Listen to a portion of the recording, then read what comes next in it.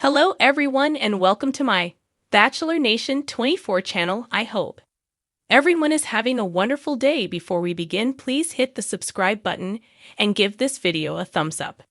Todd Chrisley rubs his special treatment in prison in Julie's face. Since their presidential pardon, Todd and Julie Chrisley have been sharing their stories of their time behind bars. During a recent podcast appearance, the two shared that they actually had two different experiences while in prison. Fans have also been sharing their reactions to the recent share. Todd and Julie Chrisley answered a fan's question during a recent podcast episode. Todd and Julie Chrisley were introduced to fans from the USA Network series, Chrisley Knows Best. In 2022, they were both convicted of a variety of charges, including bank fraud and tax evasion. Originally, the two were sentenced to a combined 19-year sentence in prison. However, they both received an early release thanks to a pardon from President Donald Trump. Since then, the two have also been sharing their story with fans. Taking to Instagram, the Chrisley family promoted the recent return of their podcast series. As the post shared, "This is not a drill, y'all.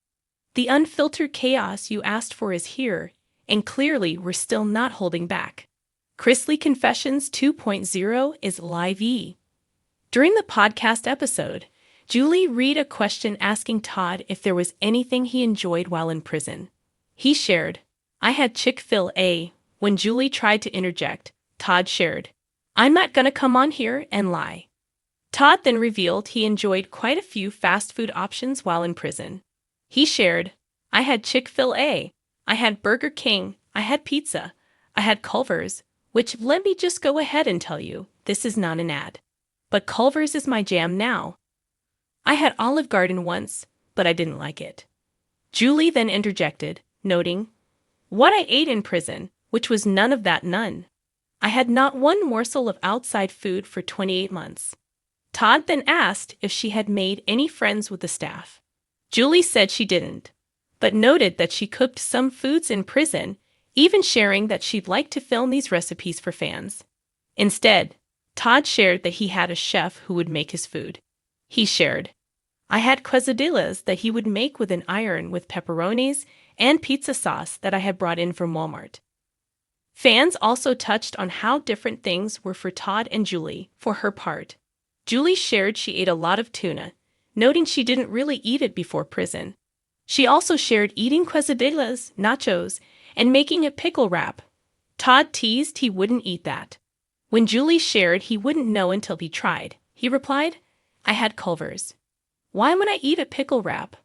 On social media, fans shared their own reactions to the discussion, noting the different experiences Todd and Julie had.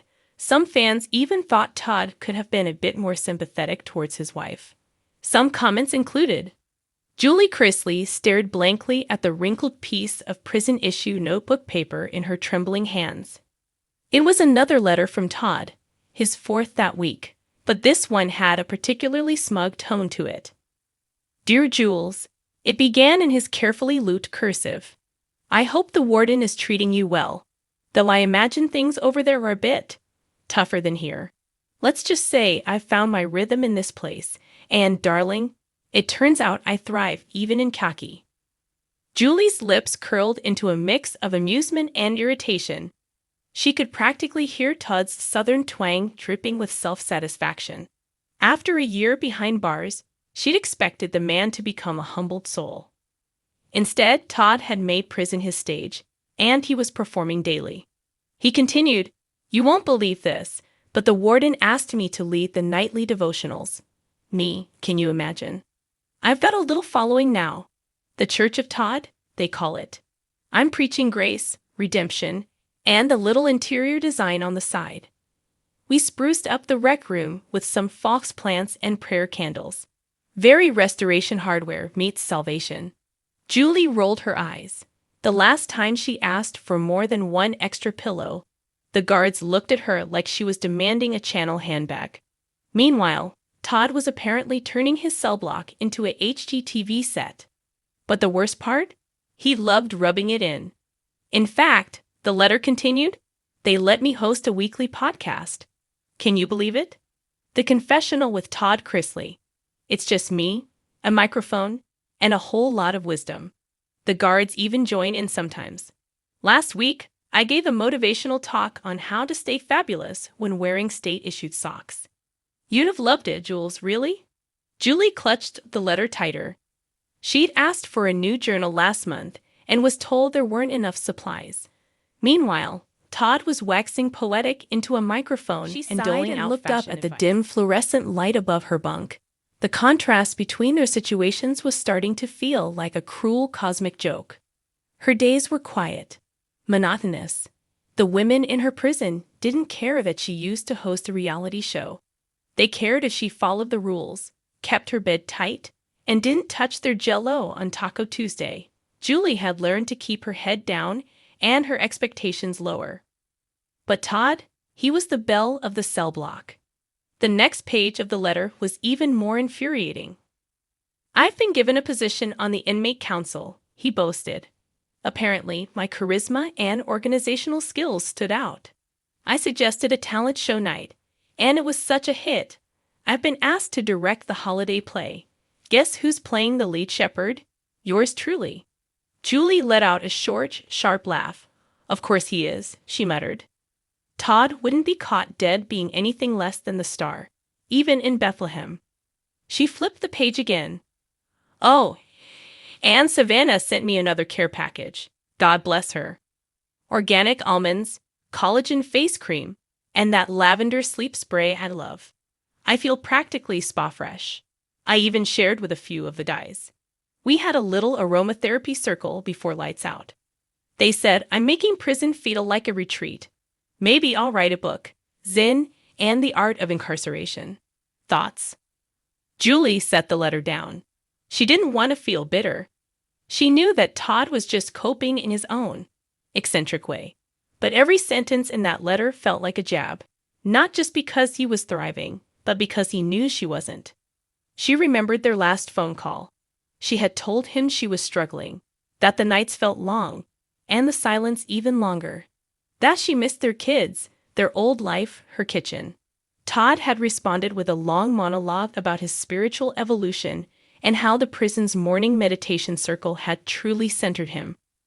He hadn't asked if she found peace, or friends, or sleep. Julie reached for a pen. If Todd wanted to play the game of letters, she'd write back. But it wouldn't be filled with pleasantries or polite chuckles. "Dear Todd," she began, "I'm thrilled to hear your cell has turned into a spa, a podcast studio, and a spiritual retreat all in one. You always did have a flair for the dramatic. But just so you know, not all of us are receiving collagen cream and almond-crusted privilege." She paused, tapping the pen. "It must be nice to have people fuss over you, listen to you, follow your lead. Some of us here are just trying to make it through without losing our sanity. I don't have a podcast, but I do have a broken laundry machine and a roommate who snores like a chainsaw. So no, I haven't found my center. I found mold in the shower." Julie wasn't trying to be cruel, but maybe Todd needed to hear that not everything was a reality show, even if he made it one. She ended the letter with a sharp flourish. "Anyway, enjoy your lavender-scented reflections and shepherd rehearsal. I'm off to scrape gum off the library desk. Send my regards to the podcast team." Julie folded the paper, slipped it into the envelope, and sealed it shut with more force than necessary. As she stood to slide the letter into the outgoing mail slot, a fellow inmate passed her and gave her a knowing look. "Another love letter from your husband," she teased. Julie gave a dry smile. "Something like that. He's thriving in prison, in case you hadn't heard." The woman laughed. "Figures. He always did like an audience." Julie nodded slowly, her expression unreadable. "Yeah, but this time, I'm not in the front row."